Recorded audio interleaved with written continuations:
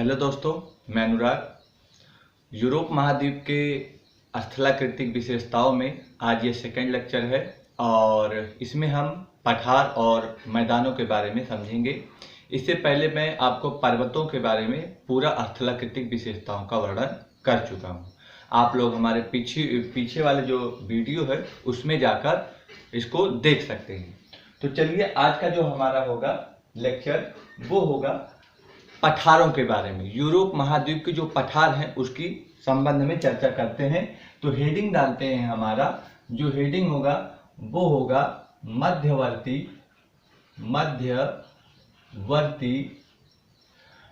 पर्वतीय पठारी क्षेत्र। कुछ इलाके जो हैं वो पर्वत के हैं और कुछ उसमें पठार बदल गए हैं, तो इसीलिए इसका नाम बदल गया है पर्वतीय पठारी क्षेत्र। पर्वतीय पठारी क्षेत्र। अगर इसे हम देखेंगे तो ये हो जाएगा मिडिल माउंटेन प्लेट्यू रीजन। क्या हो जाएगा? Middle mountain plateau region. तो आप लोग लिख लेना मध्यवर्ती पठारी क्षेत्र को मिडिल माउंटेन प्लेट्यू रीजन। इसमें हम लोग क्या देखेंगे कि जो प्लेट्यू है यानी कि जो पठार हैं यूरोप महाद्वीप में कहाँ कहाँ पर हैं, तो ओवरऑल सारी चीजों का डिस्कशन होगा। अब यहाँ पे अगर मैं इस मैप को देखूं तो यह मैप आपको यह दर्शाता है कि ये आपका पुर्तगाल है और यह क्षेत्र आपका स्पेन है। अगर मैं देखूं पुर्तगाल और स्पेन संयुक्त रूप से इसको अगर मैं बोलूं तो यह बोला जाता है आइबेरिया प्रायद्वीप। क्या बोला जाता है? आइबेरिया प्रायद्वीप। और इसीलिए इसे हम यहाँ के जो पठार हैं इसे हम बोलते हैं आइबेरिया का पठार। क्या बोलते हैं? आइबेरिया का पठार। तो ये हो जाएगा हमारा आइबेरिया का पठार। आइबेरिया का पठार, ठीक। आइबेरिया का पठार कहाँ पे है? यह हमारा स्पेन और पुर्तगाल के जो क्षेत्र है, यहाँ पे पर्वतीय इलाकों को छोड़कर उसके निचले हिस्से के जो क्षेत्र हैं वो पठारी क्षेत्र हैं और उन्हीं पठारी क्षेत्रों में आइबेरिया का पठार के नाम से जाना जाता है। यहाँ पे जो पर्वत था, ऊंचे ऊंचे पर्वत थे। मैंने आपको बताया था मोंजिक और कैंटाब्रियम जो यहाँ के पर्वत थे उसके बारे में भी बताया था कि सियरा मोरेना और सियरा नेवादा ये सारे पर्वतीय क्षेत्र हैं, बहुत ऊंचे ऊंचे पर्वत थे। उससे नीचे के जो इलाके हैं वो पठारी क्षेत्र कहलाएंगे और उसे हम बोलेंगे आइबेरिया का पठार। कहाँ पर है? स्पेन और कहाँ पे? तो यहाँ पे लिख लीजिए स्पेन में है और स्पेन के साथ साथ कहाँ पर है? ये पुर्तगाल में है। तो स्पेन और पुर्तगाल में यह पाया जाएगा क्या? आइबेरिया का पठार। अगर यहाँ पे मैं बात करूं, इसी आइबेरिया के पठार को एक अन्य नाम से भी जाना जाता है जिसे बोलते हैं मेसेटा का पठार। मेसेटा का पठार। तो अगर आपसे मेसेटा का पठार पूछ लिया या फिर आइबेरिया का पठार पूछ लिया तो ये दोनों ही आपके स्पेन और पुर्तगाल में ही पाए जाएंगे। कौन सा? मेसेटा का पठार। और याद रखना कि जो स्पेन की राजधानी है मैड्रिड, स्पेन की राजधानी जो मैड्रिड है, क्या नाम है? मैड्रिड। यह जो मैड्रिड है यह इसी मेसेटा के पठार के मध्यवर्ती भाग में स्थित है। मेसेटा के पठार के मध्यवर्ती भाग में स्थित है क्या? मैड्रिड। यह क्या है? मैड्रिड स्पेन की राजधानी है। क्या है ये? स्पेन की राजधानी है। कहां पर स्थित है ये? तो मैंने अभी बताया कि मेसेटा के पठार के मध्य में स्थित है। तो लिख लीजिए कि यह मेसेटा के पठार के मध्यवर्ती भाग में क्या है? स्थित है।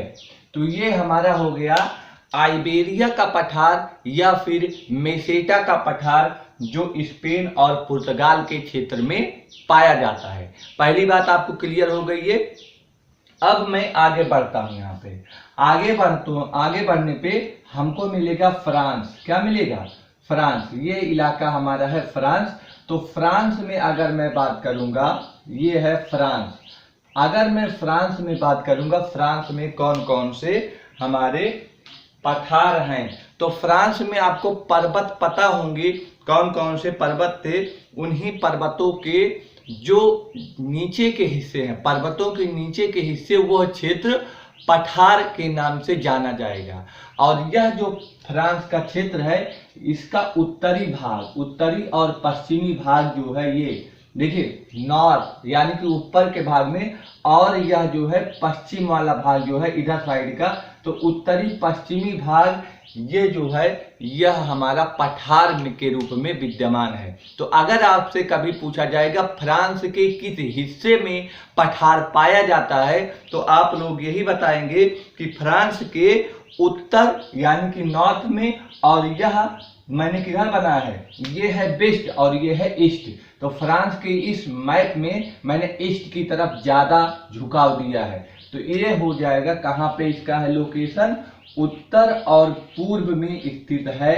क्या जो फ्रांस के पठार हैं, अधिकतर पठार वो इस पूरे फ्रांस के जो क्षेत्र है, इस क्षेत्र में उत्तर की तरफ और पूरब की तरफ स्थित क्षेत्र जो है वो पठार के रूप में विद्यमान है। और यह जो है यह उच्च भूमि है। उच्च भूमि मैं क्यों बोल रहा हूं, क्योंकि पर्वतों के नीचे के इलाके हैं। पठार जो होता है उच्च भूमि का क्षेत्र होता है। तो ये भी आप लोग दिमाग में याद रखना, जो ये मध्यवर्ती भाग है, बीच का ही तो लिखा हूं, ऊपर तो देख रहे हैं इतना सारे पर्वत के रूप में विद्यमान है, तो उत्तर पूर्व में तो है, लेकिन मैं यहाँ पे एक हिंट और कर दे रहा हूं कि यह मध्यवर्ती उच्च भूमि भी है। क्या है ये, मध्यवर्ती उच्च भूमि भी है, मध्यवर्ती उच्च भूमि है। तो इस क्षेत्र में जो स्थित पठार हैं वो फ्रांस के पठार के रूप में जाने जाएंगे। और इसे हम लोग जानते हैं एक नए नाम से, सेंट्रल मैसिव। क्या बोलेंगे, सेंट्रल मैसिव बोलेंगे। तो लिख लीजिए, फ्रांस का जो पठार होगा उसे जो नाम दिया गया है सेंट्रल मैसिव। क्या नाम दिया गया है, सेंट्रल मैसिव, सेंट्रल मैसिव नाम दिया गया है। जब भी आपसे सेंट्रल मैसिव बोला जाएगा तो आप लोग समझिएगा कि फ्रांस के उत्तर और पूर्वी क्षेत्र का जो मध्यवर्ती उच्च भूमि वाला भाग है उसे ही हम लोग सेंट्रल मैसिव या फ्रांस के पठार के रूप में जानते हैं। आइए, बात क्लियर हुआ। अगर मैं फ्रांस की और बात करूं तो इसी क्षेत्र में आगे जब मैं बढ़ूंगा, इसी क्षेत्र में जब मैं आगे बढ़ूंगा तो आगे आएगा हमारा क्या, वोस्जेस का पर्वत। पढ़े थे आप लोगों ने, जब हम पर्वत आपको पढ़ा रहे थे, वोस्जेस पर्वत आपको अच्छे से बता दिया था, इसी में ही पड़ता था। तो यहाँ पे जो उस पर्वत के निचला क्षेत्र होगा वो पठार के रूप में होगा, इसीलिए यहाँ पे वोस्जेस पठार भी आपसे पूछ लिया जाए तो आप लोग कंफ्यूज मत होना, वोस्जेस का पठार। तो वोस्जेस का पठार भी आप लोग दिमाग में रखे रहना। अब आगे मैं चलता हूं, जो आगे का क्षेत्र है जर्मनी। आगे का जो क्षेत्र है वो क्या है, जर्मनी है। क्या है, जर्मनी। अब अगर मैं जर्मनी की बात करूं, देखिए मैप में जो बता रहा हूं ये फ्रांस का जुड़ाव इटली से है। ये जो मैप है ये थोड़ा सा इधर साइड में हो जाएगा, फ्रांस का इटली से जुड़ा होगा, लेकिन आपको समझने के लिए, ताकि आपकी कॉन्सेप्ट बिल्डअप हो जाए कि फ्रांस के आगे जर्मनी है, इस सीध में आपको इस तरह से बता रहा हूं, ठीक है ना। तो फ्रांस के आगे जब मैं जर्मनी में लेकर जाऊंगा तो जर्मनी में कौन कौन से आपके पठार हैं, तो आपको पहले ये चीज समझना होगा कि जर्मनी में कौन कौन से पर्वत थे। उसी पर्वत के निचले हिस्से आपको पठार के रूप में मिलेंगे। तो जर्मनी में आपका जो है ब्लैक फॉरेस्ट पर्वत था। क्या था, ब्लैक फॉरेस्ट पर्वत था। और ब्लैक फॉरेस्ट पर्वत का निचला हिस्सा किस नाम से जाना जाएगा, ब्लैक फॉरेस्ट का पठार। तो पहली बात लिख लीजिए, यहाँ पे जर्मनी में जब हम जाएंगे तो ये हो जाएगा ब्लैक फॉरेस्ट का पठार। ये हो गया ब्लैक फॉरेस्ट का पठार। आई थिंक ये बात क्लियर हो गया, ये जर्मनी में है, क्लियर। ये कहाँ पे है? जो ब्लैक माउंटेन पर्वत है, ये इसी पर्वत का निचला भाग ही ब्लैक फॉरेस्ट पर्वत के पठार के रूप में जाना जाता है। अब अगर मैं बात करूं, वोस्जेस जो है ये फ्रांस जर्मनी की सीमा पर स्थित बात करता है। तो वोस्जेस का पठार अगर उसमें नहीं देगा तो यहाँ पर भी वोस्जेस का पठार दे सकता है। वोस्जेस का पठार, वोस्जेस का पठार, क्लियर है ना? सीमा पे लगे हैं। पठारी भाग क्या होते हैं? नीचे के होते हैं, क्योंकि पर्वत जो होता है वो पूरी तरह से फ्रांस में जा रहा था, लेकिन पठारी का जो क्षेत्र है, निचला इलाका और दूर तक चला गया, तो ये दोनों में ही स्थित होगा। या फिर हम बोल सकते हैं जो वोस्जेस पर्वत है वो फ्रांस और जर्मनी की सीमा पर लगने वाला पर्वत है। तो वोस्जेस का पठार भी आपका जर्मनी के क्षेत्र में आएगा, और अगर बात करें तो फ्रांस में भी आएगा। ये बात दिमाग में रखे रहिएगा। आगे मैं बात करूं तो इसी जर्मनी में ही आपका जो पठार है एक है बोहेमिया का पठार। क्या है? बोहेमिया का पठार। तो यहां पर मैं लिखता हूं अगला वाला, बोहेमिया का पठार। क्या है? बोहेमिया का पठार। ये बात हो गया। कहां पर है ये? तो ये है जर्मनी में। ये जर्मनी की ही चर्चा मैं कर रहा हूं, तो जर्मनी में है बोहेमिया का पठार, ठीक है ना? आगे इसी में मैं बोलूंगा बेवेरियन का पठार, जर्मनी में ही पाया जाएगा, तो ये भी लिख लीजिए बेवेरियन का पठार। बेवेरियन, वेरियन का पठार, ये भी कहां पर है? जर्मनी में है। देखिए वेवेरियन के नाम से कंफ्यूजन होगा, क्योंकि वेवेरियन सिर्फ अगर बोलेगा तो आप लोग जर्मनी में मारेंगे, लेकिन अगर स्वावियन वेवेरियन बोलेगा, क्या बोलेगा? स्वावियन वेवेरियन का पठार, तो आप लोग जर्मनी में नहीं मारेंगे, यह ऑस्ट्रिया में चला जाएगा। कहां पे चला जाएगा? ऑस्ट्रिया में चला जाएगा। और ऑस्ट्रिया है इस इटली के बगल में, इटली के बगल में ये यहाँ पे ऑस्ट्रिया है। ये क्या है? ऑस्ट्रिया, ऑस्ट्रिया है। और ऑस्ट्रिया में जो पठार होगा वो कौन सा होगा? सिर्फ वेवेरियन का पठार बोला तो जर्मनी में जाएगा, लेकिन अगर स्वावियन वेवेरियन बोला तो ऑस्ट्रिया में होगा। तो लिख लीजिए, मैं यहां पे लिख दे रहा हूं, स्वावियन वेवेरियन, स्वावियन वेवेरियन का पठार, स्वावियन वेवेरियन का पठार। ये कहां पर जाएगा? ये ऑस्ट्रिया में चला जाएगा, जो इटली के, जहां से इटली इधर का छोर है उत्तर का, ये पूरब का, यहां पर है आपका ऑस्ट्रिया। क्लियर हो गया? ये सारे पठार आप लोग अच्छे से दिमाग में रख लीजिएगा। यहाँ पे आपको बहुत विधिवत रूप से मैं समझा दे रहा हूं। आगे जब मैं चलूंगा, ये है हमारा बाल्कन देश। कौन सा है? इटली के आगे जब इधर जाएंगे, इस क्षेत्र को हम बाल्कन प्रायद्वीप के नाम से जानते हैं, और इसमें 10 या 12 देश जो हैं, समूहों को हम बाल्कन देश के नाम से जानते हैं। और यहीं पर इस बाल्कन देश में, इस जगह पर है रोमानिया। क्या है? रोमानिया। रोमानिया में भी एक पठार है, उसे हम बोलते हैं ट्रांसिल्वेनियन का पठार। तो लिख लीजिए रोमानिया, मैं यहां पे बना रहा हूं, यह क्षेत्र है रोमानिया। और रोमानिया में जो पठार है उसका नाम है ट्रांसिल्वेनियन का पठार। क्या नाम है? ट्रांसिल्वेनियन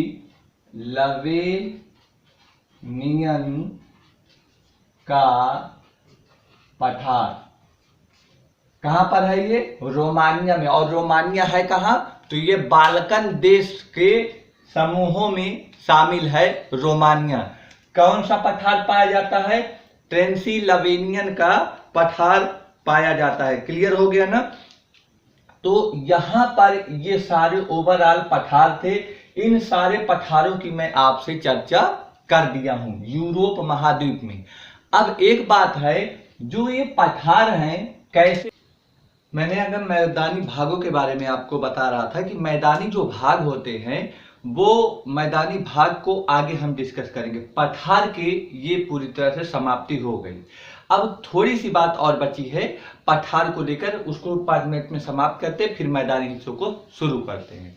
तो पठारों में अगर मैं बात करूं, यूरोप के पठार में, ये पठार जो है अगर मैं देखूं तो प्राचीन काल में ये आज जो विद्यमान है यूरोप महाद्वीप में पठार, ये पर्वत हुआ करते थे। क्या हुआ करते थे? पर्वत। तो इन पर्वतों को, ये जो पर्वत नुमा ऐसी आकृति है, ये जो पर्वत थे ये धीरे धीरे कटते गए, इधर से कटते गए और इनका क्या हो गया? अपरदन हो गया। क्या हो गया?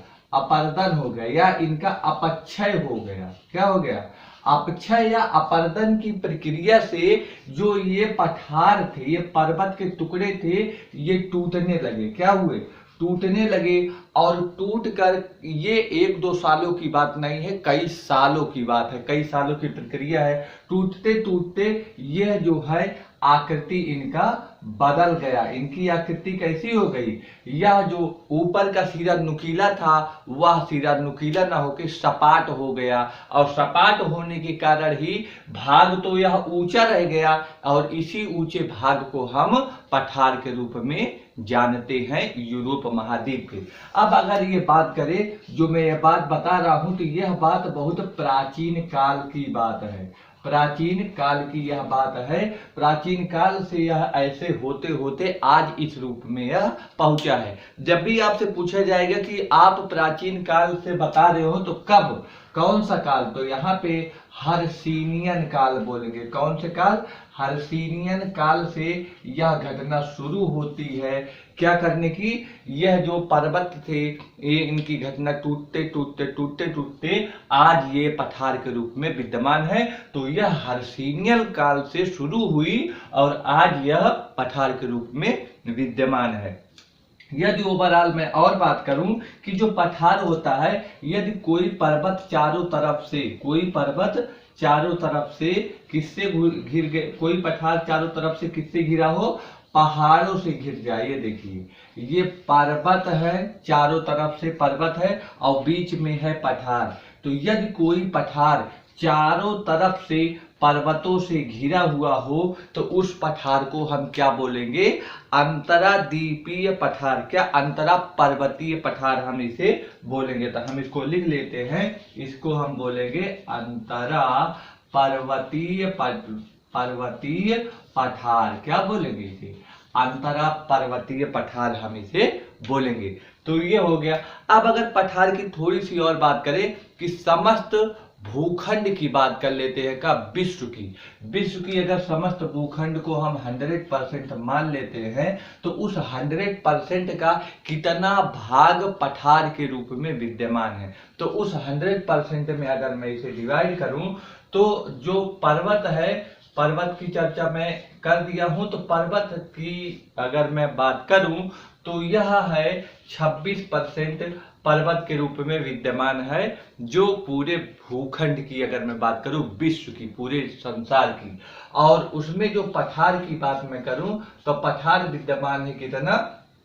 33% पठार के रूप में विद्यमान है। और शेष जितना बच गया है 639 यानी कि 41% आपका किसके रूप में? मैदान के रूप में, मैदान के रूप में विद्यमान है। तो आपसे कभी पूछा जा सकता है, ये तथ्य है, ये फैक्ट है कि 33% जो है पठार के रूप में समस्त भूखंड को लिया गया है। तो ये सारी थी हमारी पठारों के बारे में, यूरोप महाद्वीप के पठार। अब मैं आगे का जो बात करूंगा वो होगा मध्यवर्ती मैदानी क्षेत्र। मैं हेडिंग डाल चुका हूं पहले से मध्यवर्ती मैदानी क्षेत्र का, इसलिए अब मैं इसकी चर्चा करता हूं। तो आप लोग मध्यवर्ती मैदानी क्षेत्र का हेडिंग डाल लीजिए, फिर उसके आगे मैं कंटिन्यू करता हूं और उसी में ही मैं सारा चीज डिस्कशन करूंगा। तो मध्यवर्ती मैदानी क्षेत्र की अगर मैं बात करूं तो ये मध्यवर्ती मैदानी क्षेत्र जो है वो 2 भागों में डिवाइड है। कितने भागों में डिवाइड है? 2 भागों में डिवाइड है। तो इन 2 भागों को अगर मैं देखूं तो कौन कौन से वो 2 भाग हैं? पहला जो भाग है वो यूरोप महाद्वीप का भाग हो जाएगा और दूसरा भाग है जो वो रसिया के भाग हो जाएंगे। तो यूरोप महाद्वीप में पश्चिम की तरफ का जो क्षेत्र होगा वो भाग पहला डिवाइडेशन में होगा और जो उसके पूरब में होगा वो दूसरा भाग होगा। पूरब वाला भाग हमारा रसिया का हो जाएगा, पश्चिम वाला भाग यूरोप के मैदानों का हो जाएगा। तो पहले इसमें हेडिंग हो जाएगा पश्चिमी तथा मध्यवर्ती मैदान। क्या हो जाएगा? पश्चिमी तथा मध्यवर्ती मैदान। और दूसरा जो भाग हमारा हो जाएगा रूस का, यानी कि रूस का मैदान। क्या हो जाएगा? रूस का मैदान। यदि मैं इन दोनों भागों को आपसे मैं बताऊं मैप के जरिए, तो यह आपका डेनमार्क है और ये आपका स्कैंडिनेवियाई पर्वतमाला और ये कोला प्रायद्वीप हो गया और ये आपका फ्रांस, जर्मनी और ये आपका इटली हो गया, ये आपका बाल्कन देश हो जाएगा, आगे पर्वत।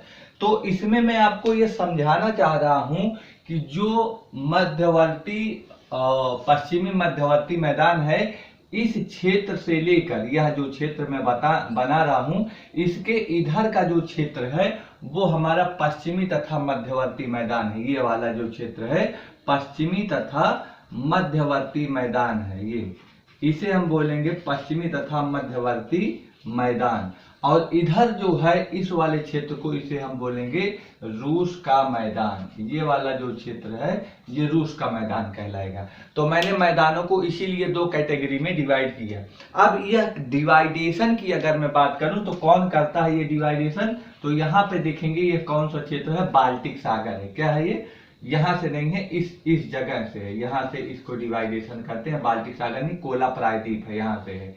तो यह है हमारा बाल्टिक सागर, यह पूरा क्षेत्र बाल्टिक सागर है। तो बाल्टिक सागर से लेकर, बाल्टिक सागर है ये, बाल्टिक सागर से लेकर और यह जो क्षेत्र है इसे हम बोलते हैं, यह क्षेत्र को यहाँ पे है कार्पेंथ्रियन पर्वतमाला। क्या है? कार्पेंथ्रियन पर्वतमाला। कार्पेंथ्रियन पर्वतमाला। यह जो कार्पेंथ्रियन पर्वतमाला है, यहाँ तक का जो डिवाइडेशन है यह अलग करता है मैदानी भाग को। बाल्टिक सागर से लेकर कार्पेंथ्रियन पर्वतमाला के पूर्व में जो मैदान होगा उसे बोलेंगे रूस का मैदान, और बाल्टिक सागर से लेकर कार्पेंथ्रियन पर्वतमाला के पश्चिम में जो मैदान होगा उसे हम बोलेंगे पश्चिमी तथा मध्यवर्ती मैदान बोलेंगे। क्लियर हो रहा है ना? अब इस कार्पेंथ्रियन पर्वतमाला की अगर मैं बात करूं तो कार्पेंथ्रियन पर्वतमाला के समस्त जो क्षेत्र हैं इसी के पूर्व में रूस की जो है राजधानी मास्को है। क्या है? मास्को है। तो रूस की जो राजधानी मास्को है, वो रूस की राजधानी क्या है? मास्को। वो जो रूस की राजधानी मास्को है वो इसी रूस के मैदान में ही स्थित है। कहाँ पे है? रूस के मैदान में, रूस के मैदान में स्थित है। मैदान में क्या है? स्थित है। अब अगर मैं रूस के मैदान में स्थित है तो जो रूस का मैदान है उच्च भूमि खंड का क्षेत्र है ये। तो ये जो मैदान है ये मैदान कैसा है? उच्च भूमि खंड का क्षेत्र है। उच्च भूमि खंड का क्षेत्र है। अगर ये उच्च भूमि खंड का क्षेत्र हुआ तो ये बताइए यह मैदानी जो क्षेत्र है ऊंचाई पर स्थित है कि नहीं? और अगर ऊंचाई पर स्थित है तो एक बात समझ लीजिए कि जो जल आएगी, जल ऊंचाई पे नहीं चढ़ पाती है, बल्कि जो ढलान रहता है जल उधर की तरफ भागती है। तो यह जल विभाजक का काम करता है। क्या करता है? जब जल आए तो किसी जल को इधर साइड भेज देगा और किसी जल को उधर साइड भेज देगा। ये जो ऊंचा मैदान है, जैसे जल गिरा तो ये इधर भागेगा, इधर भागेगा, तो जिधर ढलान होगा उधर भागेगा। तो मैं इससे बोल सकता हूं जो रूस का मैदान होता है वो जल विभाजक का काम करता है। क्या करता है? जल विभाजक का कार्य करता है। कार्य करता है कौन? रूस का जो मैदान है। तो मुझे रूस के मैदान में इतना चीज अगर मैं बता दिया हूं आपको तो यह सफिशिएंट है। इसके आगे आपका बर्खोयास पर्वत के निचले जो क्षेत्र है रूस के मैदान में, वो रूस के मैदान ही भाग में आएगा। अब मैं चर्चा करता हूं पश्चिमी तथा मध्यवर्ती मैदान का। मैं रूस का मैदान इधर आपको बता दिया। पश्चिमी तथा मध्यवर्ती मैदान में मैं इंग्लैंड द्वीप का चर्चा कर लेता हूं। इंग्लैंड, ये है आपका ब्रिटिश द्वीप समूह और यहाँ पर है आपका इंग्लैंड। क्या है? इंग्लैंड है। तो इंग्लैंड में जो मैदान है उस मैदानी क्षेत्र का जो ढलान है, अगर मैं देखूं तो वो ढलान जो है मैदानी क्षेत्र का नीचे की तरफ है। कैसे है? नीचे की तरफ है। इसका मतलब ये है जो क्षेत्र है उत्तरी सागर। इसे कौन सा सागर बोलेंगे? उत्तरी सागर। कौन सा सागर बोलेंगे? उत्तरी सागर है। तो यह जो अपना जल है ये कहाँ गिराएगी? उत्तरी सागर में गिराएगी। यह मैदानी क्षेत्र का ढलान जो है किधर साइड में है? नीचे की तरफ है, यानी कि दक्षिण की तरफ इसका ढलान है। तो उत्तरी सागर में यह अपना जल गिराती है। तो इसको लिख लीजिए। इंग्लैंड में फिर एक नदी है, कौन सी? टेम्स नदी है। इंग्लैंड में टेम्स नदी है और टेम्स नदी जो इंग्लैंड की राजधानी है वो लंदन से होकर गुजरती है। तो इंग्लैंड की राजधानी जो है लंदन जो है, इसी लंदन से टेम्स नदी होकर गुजरती है। और जो यह सागर है ये अपना जो जल है किधर गिराती है? उत्तरी सागर में अपना जल को गिराती है। कहाँ गिराती है? उत्तरी सागर में यह जल को गिराती है। तो मैदानी भाग का ढलान किधर है? तो मैदानी भाग का ढलान दक्षिण की तरफ है। कहाँ पे? इंग्लैंड में। तो इंग्लैंड की चर्चा हो गई है। अब मैं चर्चा करता हूं इधर पश्चिमी तथा मध्यवर्ती मैदान में पूरा फ्रांस और स्पेन, पुर्तगाल, जर्मनी की चर्चा करना अभी बाकी है। तो अगर मैं लिखूं अगला जो है यहाँ पे है फ्रांस। क्या है? फ्रांस। तो फ्रांस के मैदानों की मैं चर्चा कर लेता हूं। किसके मैदानों की? फ्रांस के मैदानों की चर्चा करता हूं। जो फ्रांस का मैदान है, अगर मैं बोलूं मैदानी क्षेत्र, तो फ्रांस में मैदानी क्षेत्र पर बहुत खेती होती है तो फ्रांस नगरीकृत देश है, यानी कि फ्रांस में नगरों का निवास बहुत ज्यादा है। किसका? नगरों का निवास बहुत ज्यादा है, यानी कि गांव वहां पर नहीं पाए जाते हैं। नगरीकृत देश है, लेकिन फिर भी नगरीकृत देश होने की वजह से भी यह जो है यहाँ पर कृषि बहुत मात्रा में की जाती है। कृषि जो होती है बहुत मात्रा में क्या होती है? कृषि की खेती होती है। अब अगर कृषि की खेती बहुत मात्रा में होती है तो पूरे यूरोप महाद्वीप में एक ऐसा देश, ये फ्रांस एक ऐसा देश है जो खाद्यान्न पे आत्मनिर्भर है। और यूरोप के जितने भी देश हैं खाद्यान्न पे आत्मनिर्भर नहीं है। सिर्फ एक इकलौता देश यही है जो खाद्यान्न के मामले में क्या है? आत्मनिर्भर है। तो लिख सकते हैं इकलौता देश है। इकलौता देश है जो किस चीज में? खाद्यान्न, जो खाद्यान्न के रूप में क्या है? आत्मनिर्भर है। क्या है? आत्मनिर्भर है। इसका एक मतलब और निकल के आया कि अगर यह आत्मनिर्भर है तो यहाँ पे जो खेती होगी वो बहुताय रूप में होगी। और यहाँ पे एक देश है, यहाँ का एक छोटा सा जिला है, देश नहीं एक जिला है, एक जिला है। उस जिले का नाम है, उस जिले का नाम एक शराब, एक फेमस शराब के नाम से है, जिसे जो बहुत ही फेमस शराब है जिसे बोलते हैं शैंपेन। क्या है? शैंपेन। शैंपेन नामक यूरोप में एक जिला है जो फ्रांस में पड़ता है। और इसी शैंपेन में अंगूर से बनाई जाती है क्या? शराब। अंगूर से क्या बनाई जाती है? शराब। क्यों शैंपेन में ही? क्योंकि शैंपेन जो है फ्रांस का ऐसा क्षेत्र, ऐसा जिला है जहां पे अंगूर की खेती बहुत मात्रा में होती है और बहुत अच्छे क्वालिटी के अंगूर यहाँ पे होते हैं। और इसी अंगूर होने की वजह से इस शैंपेन जिला में अंगूर की खेती से, अंगूर के उत्पादन अधिक होने से यहाँ पे अच्छी क्वालिटी का क्या बनाया जाता है? शराब। और यह शराब विश्व प्रसिद्ध है। क्या है? यह शराब विश्व प्रसिद्ध है। क्या है? विश्व प्रसिद्ध है। तो जो शैंपेन शराब है वो सिर्फ फ्रांस में नहीं बिकता, पूरे विश्व में बिकता है। और इसका एक अच्छा खासा ब्रांड है शैंपेन का।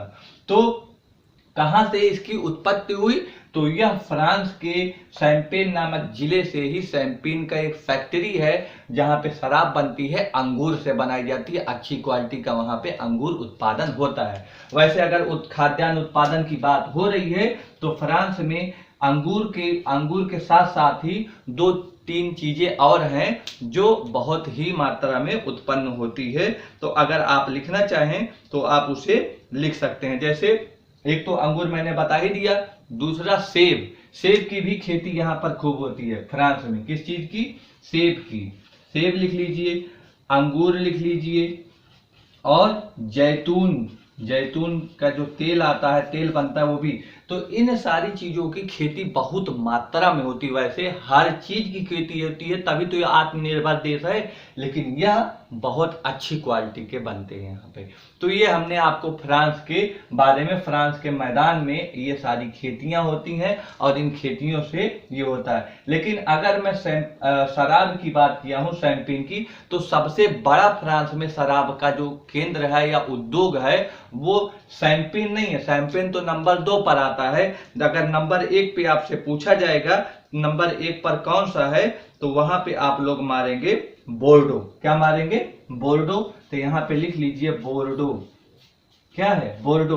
बोर्डो भी एक जिला है फ्रांस का, जहां पे शराब के उत्पादन का सबसे बड़ा केंद्र बोर्डो है। नंबर 2 पे शैंपेन आता है। दोनों ही जगह आपके शराब बनाए जाते हैं और विश्व प्रसिद्ध शराब विख्यात है यहाँ पर। तो ये हो गया फ्रांस के मैदान की बात करते हैं। अब अगर मैं यहाँ पे इटली में बोल दूं तो इटली में क्या है? लोम्बार्डी का मैदान है। किसका है? लोम्बार्डी का मैदान। लोम्बार्डी का मैदान है। लोम्बार्डी का मैदान है। और इटली जो है, लोम्बार्डी के मैदान में एक फेमस है कि यह चावल के लिए बहुत प्रसिद्ध है। चावल के लिए क्या है? चावल के लिए प्रसिद्ध है। चावल के लिए क्या है? प्रसिद्ध है, विश्व प्रसिद्ध है ये इटली जो है। तो लोम्बार्डी का मैदान कहाँ पे है? इटली में है। बाकी अगर मैं चलें तो निम्न भूमि का देश यहाँ पे है बेनिलक्स कंट्री। क्या है? बेनिलक्स कंट्री है। इसे निम्न भूमि का देश कहते हैं। क्या कहते हैं? निम्न भूमि का देश। निम्न भूमि का देश यानी कि निम्न भूमि का मैदान। यहाँ पे क्या हुआ था? यहाँ पे है बेल्जियम, जो मैं बता रहा हूं, इसमें बेल्जियम आ जाएंगे, नीदरलैंड आ जाएगा, नीदरलैंड, और लक्समबर्ग, लग्जमबर्ग आ जाएगा। क्या आ जाएगा? लग्जमबर्ग। ये 3 देश हैं, इसे बोलते हैं निम्न भूमि का देश या लो लैंड कंट्री। क्या हुआ? नीदरलैंड में जो है समुद्र को पीछे ढकेला गया। वहां पे जमीन थी नहीं, समुद्र को पीछे ढकेला गया, और पीछे ढकेलने के बाद एक दीवार खड़ी कर दी गई। क्या खड़ी कर दी गई? दीवार। और जो दीवार खड़ी की गई उसे हम लोग डाइक के नाम से जानते हैं। किसके नाम से जानते हैं? डाइक के नाम से जानते हैं। और उस निम्न भूमि के क्षेत्र को एक मैदान तैयार किया गया। उस निम्न भूमि का जो मैदान था, निचले इलाके का था, उसे हम लोग पोल्डर कहते हैं। क्या कहते हैं? पोल्डर। पोल्डर कहते हैं।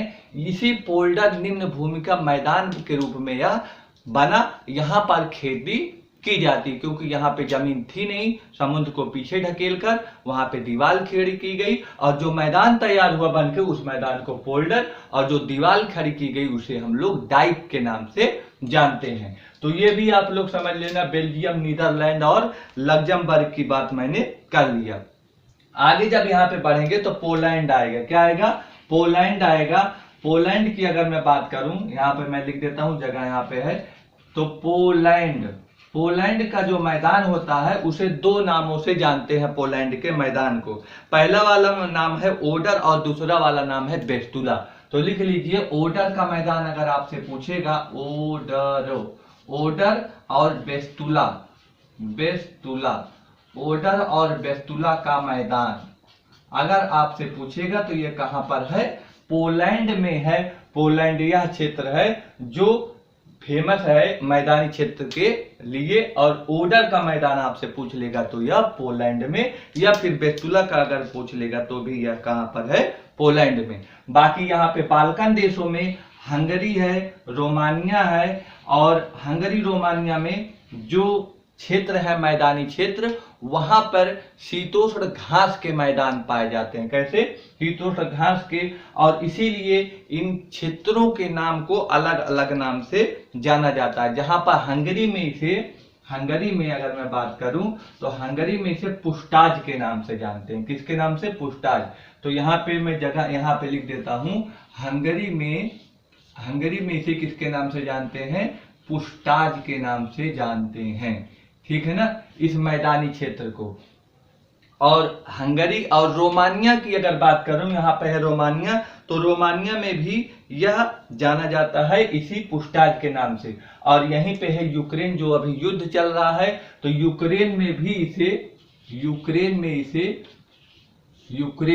यूक्रेन गेहूं के लिए बहुत प्रसिद्ध है। यूक्रेन का जो मैदान है, उस यूक्रेन के मैदान में गेहूं के लिए बहुत ही मात्रा में विश्व प्रसिद्ध है। इसीलिए इसे ब्रेड बास्केट के रूप में हम लोग जानते हैं, bread basket of the world के रूप में इसे हम लोग जानते हैं। तो लिख लीजिए आप लोग कहीं, bread basket of the world, bread basket of the word.